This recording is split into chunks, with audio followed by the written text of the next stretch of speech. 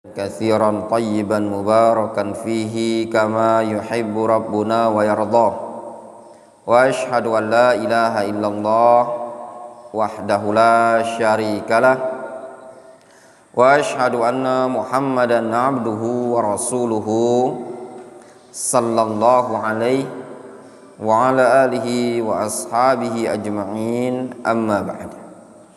Kita lanjutkan kajian kita dari kitab Ta'limul Muta'allim Tariqat Ta'allum karya Al-Imam Az-Zarnuji rahimahullah. Kita lanjutkan. Qala Al-Imam Az-Zarnuji rahimahullah. Berkata Al-Imam Az-Zarnuji rahimahullah,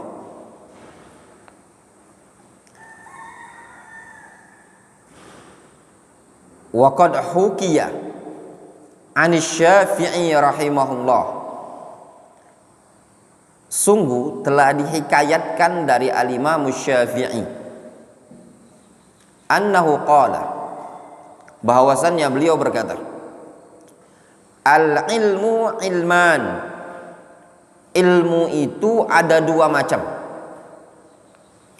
Ilmul fiqhi lil adyan, ilmu fikih untuk agama. Wa ilmu tib lil abdan, ilmu tib untuk badan. Ketemu di halaman 60. Yang cetakan lain ketemu.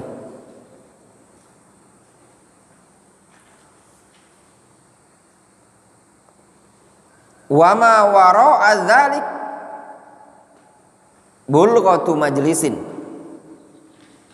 dan yang di belakang itu adalah bulghatu majlis. Bulghatu artinya bekal, bekal majlis ilmu. Dalam artian apa? Tambahan. Jadi ilmu itu ada dua inti dari ilmu. Faham? Yang pertama, ilmu yang berkaitan dengan syariat agama Islam, ilmu tauhid, ilmu fikih, ilmu tafsir, ilmu yang berkaitan dengan syariat Islam ini tadi, itulah ilmu lil adyan, untuk agama. Yang kedua, ilmu tib, ilmu kesehatan, ilmu kedokteran, ilmu medis, lil abdan, ini ilmu untuk manfaat badan.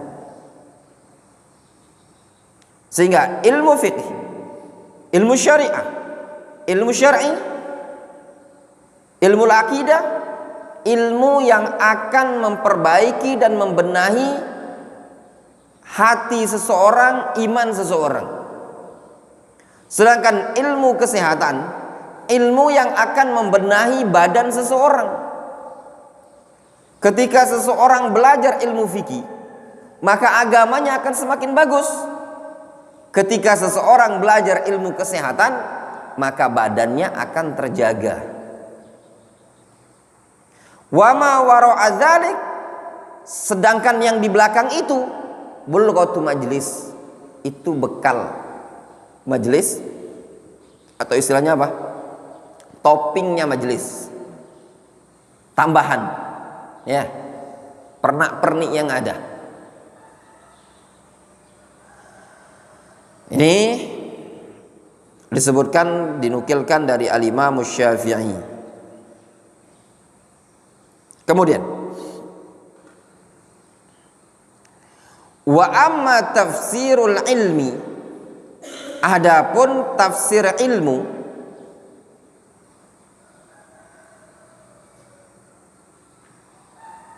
fahuwa sifatun, tafsir ilmu itu maksudnya definisi ilmu. Adapun definisi ilmu, arti ilmu, fahuwa sifatun, ilmu itu adalah suatu sifat, yatajalla bihal mazkur liman qamat hiya bihi kama huwa. Ilmu itu adalah suatu sifat yang dengan sifat tersebut akan nampaklah sesuatu yang disebutkan bagi orang yang tatkala sifat tersebut, ya, atau tatkala ada ilmu tersebut nempel pada sifat tadi sebagaimana kenyataannya. Ini makna ilmu yang disebutkan oleh Az-Zarnuji. Ada faedah disebutkan oleh Syekh Ali Ar-Razihi, wa qad atala al-usuliyun wa syurrah fi ta'rifil ilmi. Para ahli usul dan para pensyarah itu panjang membahas definisi ilmu was-shawab. Adapun definisi yang benar ayyuqal, ilmu itu adalah idraku syai' ala ma huwa alaihi idrakan jaziman au muqariban lil jazmi. Ilmu itu adalah menangkap sesuatu sesuai dengan kenyataan yang ada, dengan cara menangkap yang tepat.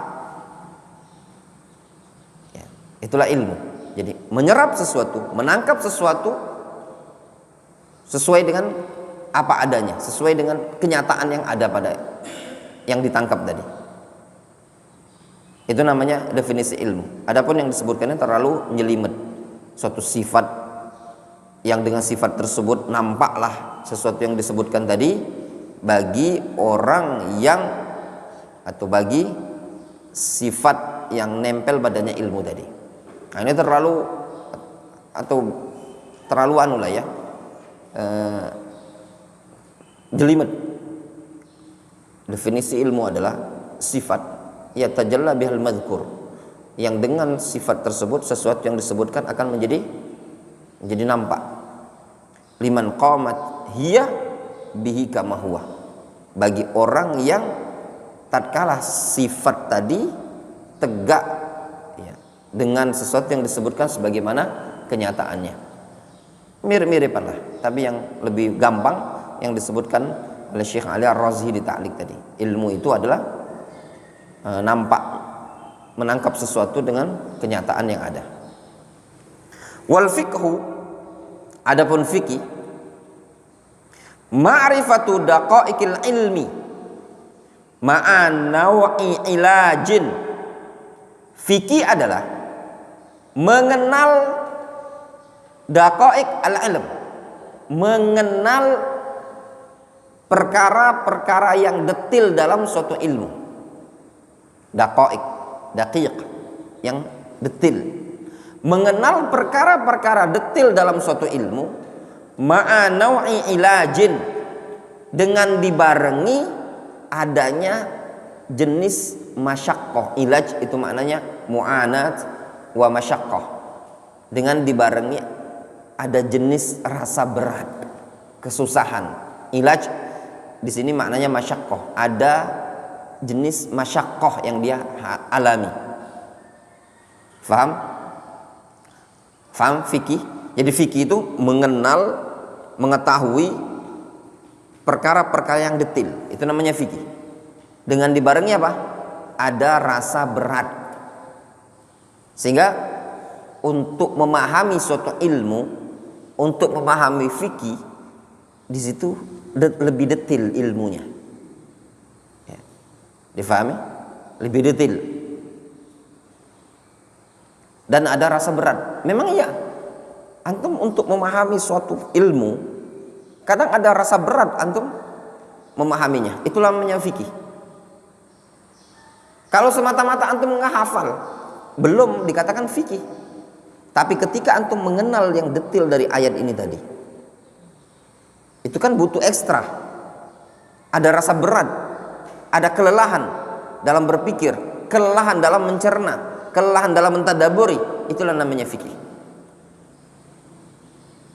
Faham sampai sini?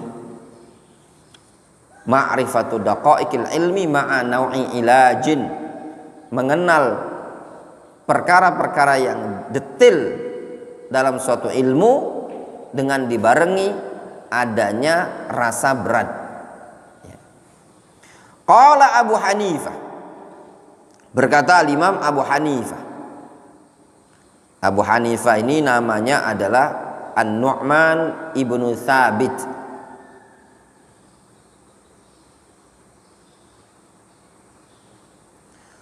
Beliau berumur 70 tahun. An-Nu'man ibnu Thabit. Qil, ada suatu kisah yang dinukilkan dari Al-Imam Abu Hanifah. Jadi pernah suatu hari, ini kisah disebutkan oleh Syekh Ibnu Utsaimin dalam Syarah Riyadhis Shalihin. Ada kisah suatu hari ketika si Nu'man ini masih bujang, ya, atau apa? Ketika si Sabit ya, ketika Sabit ini masih bujang, Sabit ini mendapati suatu buah apel. Sabit ketemu buah apel, dimakanlah sama dia. Setelah dia makan, dia baru sadar kalau apel ini jatuh dari pohon yang dia tidak tahu siapa pemiliknya. Akhirnya dia carilah pemilik pohon tersebut.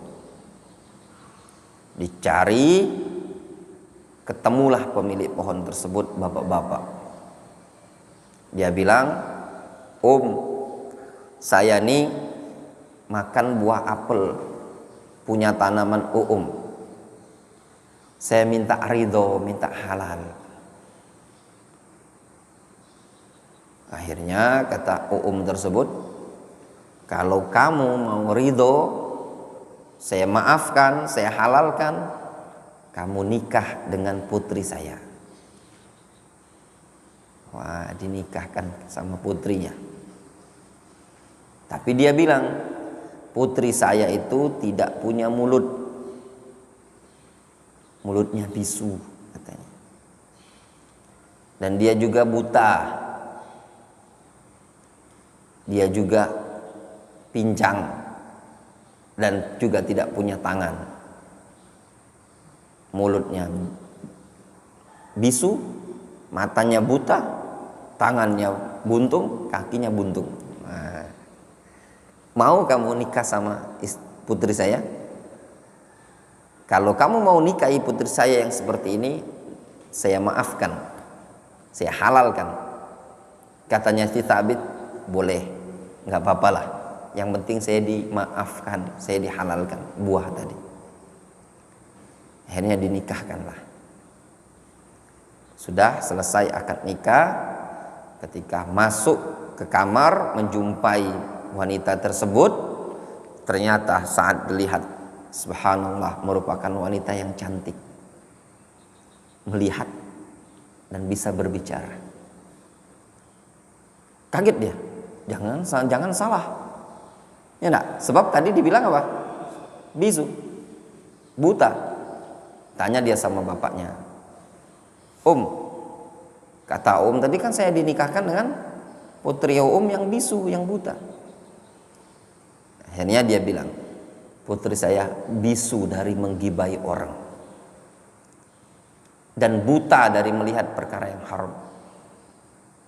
Tangannya buntung dari menyentuh perkara-perkara yang haram, mencuri dan yang semisalnya. Dan kakinya pun buntung dari melangkah ke sesuatu yang haram. Akhirnya nikahlah si Nu'man dengan putri tadi, dengan perempuan tadi. Lalu melahirkan seorang anak laki-laki bernama An-Nu'man. Jelas? Wallahu alam kisahnya sahih atau tidak, yang jelasnya kisah itu disebutkan oleh Syekh Ibnu Utsaimin dalam Syarah Riyadhis Shalihin. Ya, seperti itu. Karena cuma nukil. Mungkin antum pernah dengar juga, lebih kurang gitu-gitu ya. Seperti itu. Qala Abu Hanifah. Siapa nama Abu Hanifah? An-Nu'man ibnu Tsabit. 4 imam mazhab, Imam Malik kunyanya siapa? Abu Abdullah. Imam Syafi'i kunyanya siapa? Abu Abdullah. Imam Ahmad kunyanya siapa? Abu Abdullah. Kecuali Abu Hanifah, kunyanya Abu Hanifah. Imam Syafi'i namanya siapa? Muhammad ibnu Idris. Imam Ahmad namanya siapa? Ahmad ibnu Hanbal. Imam Malik namanya siapa? Malik ibnu Anas. Imam Syafi'i, Imam Abu Hanifah di Kufah, Imam Malik di Madinah, Imam Ahmad di Baghdad, Imam Syafi'i di Mesir tempat terakhirnya. Ya.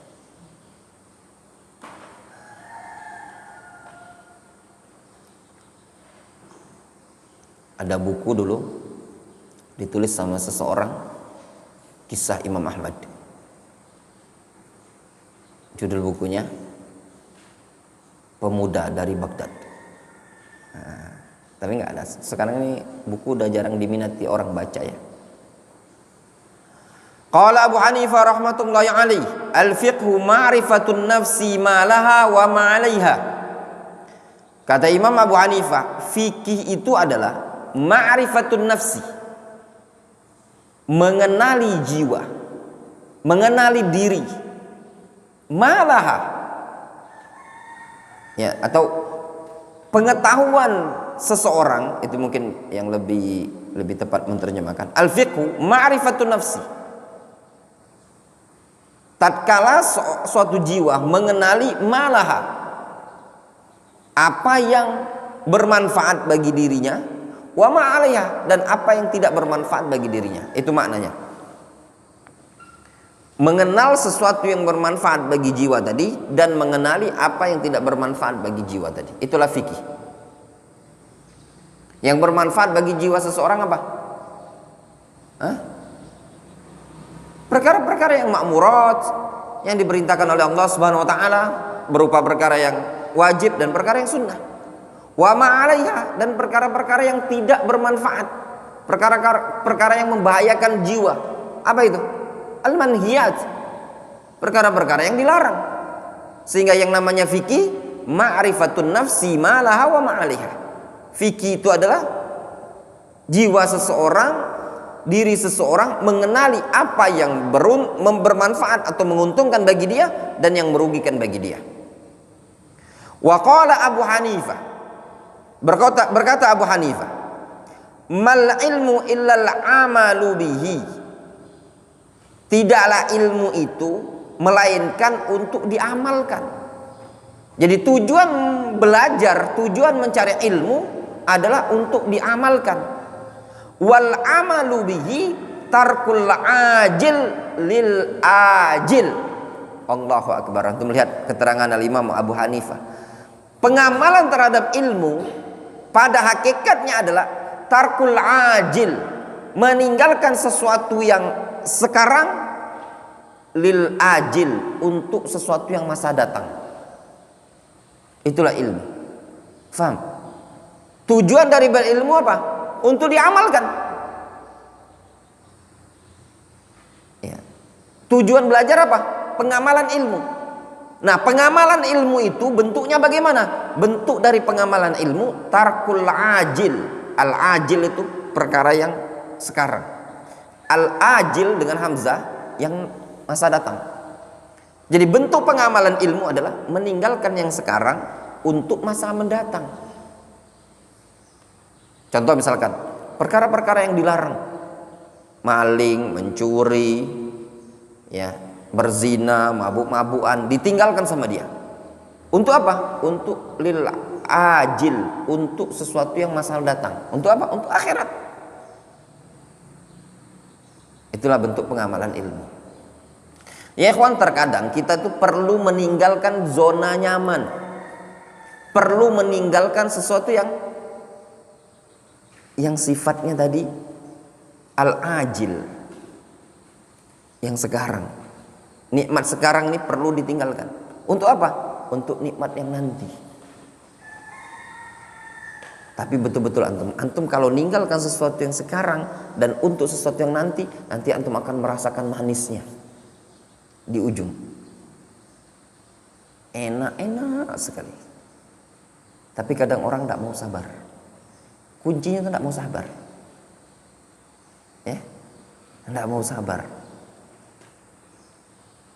Untuk ilmu itu, ya kawan, tidak merugikan kita di dunia ini, tidak merugikan. Kayaknya anak pribadi ini motivasi untuk antum. Anak selalu yakin kalau dalam bab urusan ilmu tidak ada istilahnya rugi, ya, tidak ada rugi. Kalau dalam bab ilmu itu jangan takut untuk antum mengeluarkan harta untuk bab ilmu. Tapi kalau antum pikir urusan dunia, dunia itu akan hilang. Untuk di Indonesia, antum hitung, anak udah berapa kali dalam setengah tahun ini safar min ajlil ilm untuk belajar. Berangkat anak Juli toh ke Makassar, ada daurah masyayikh. Itu berapa habis lebih? Tiket aja 5 juta deh. Ya. Safar yang kedua, Jakarta, Depok, Bandung. Anggaplah Bandung. Antum hitung aja tiket pesawat. Ya. Itu kalau orang hitung-hitungan dunia. Udah dapat sepeda motor second, ya apa enggak? Udah dapat. Tapi kalau dalam bab ilmu enggak usah dipikir. Kenapa? Allah sudah menjamin rezeki. Nanti Allah akan datangkan rezeki lain. Ya. Allah akan datangkan rezeki lain. Toh belajar untuk ilmu juga, manfaatnya untuk ilmu. Kalau anak sangat-sangat yakin, setiap kali keluar harta, keluar uang untuk urusan ilmu, Allah SWT pasti akan ganti dari jalan yang lain. Ya, toh memang Allah SWT memberi rezeki kita ini kadang untuk kita ibadah kepada Allah Subhanahu Wa Taala. Orang kadang juga ninggalkan ilmu, juga nggak kaya-kaya, ya toh, juga nggak kaya-kaya. Banyak orang juga nggak belajar ilmu syar'i, juga nggak kaya-kaya, masih gitu-gitu aja. Fayan bagi lil insan alla yaghfal an nafsihi wa ma yanfa'uha wa ma yadurruha fi awwaliha wa akhiriha. Maka selayaknya bagi seseorang agar dia tidak melalaikan dirinya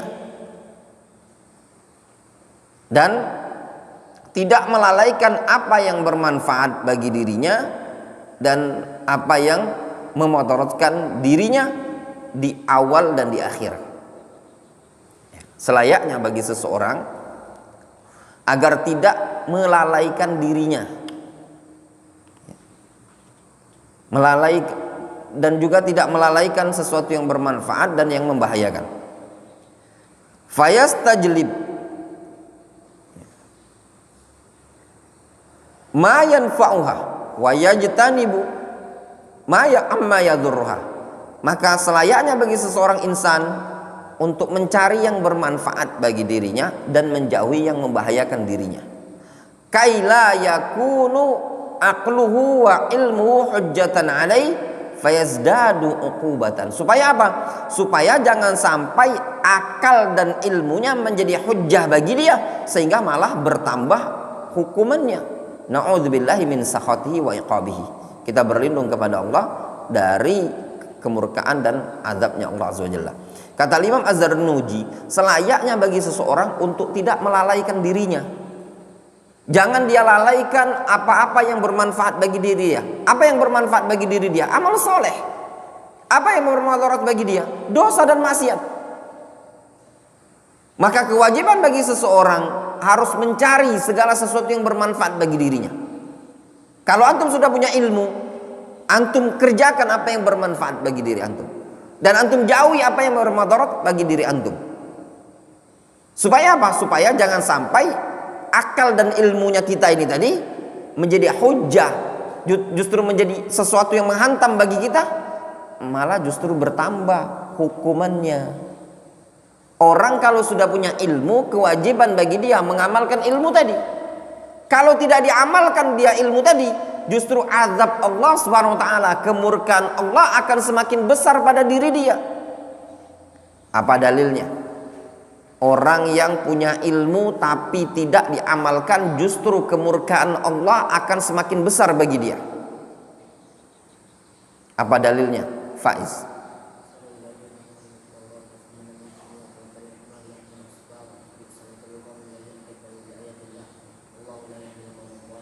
Masalul ladzina kafaru masalul ladzina hamilut Taurat tsumma lam yahmiluha kamasalil himari yahmilu asfara.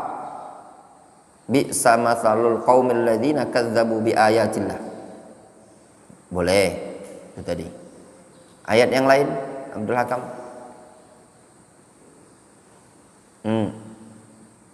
Abdul Razak. Ancaman bagi orang yang tidak berilmu tadi ibarat keledai yang bawa kitab. Ayat yang lain.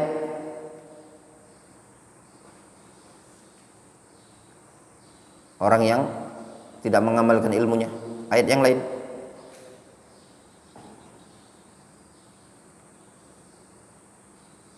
Ayo jawab. Khalifah.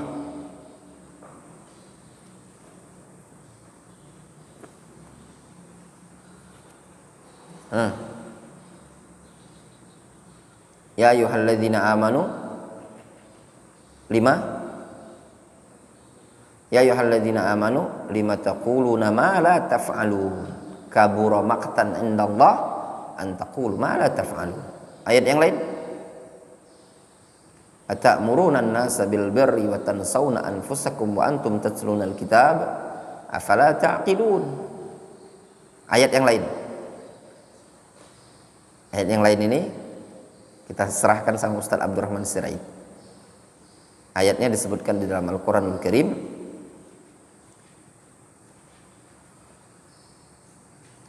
Ayatnya menyebutkan masaluhu kamasalil kalb intahmilhu yalhas au tatrukhu yalhas. Sebelumnya akhlada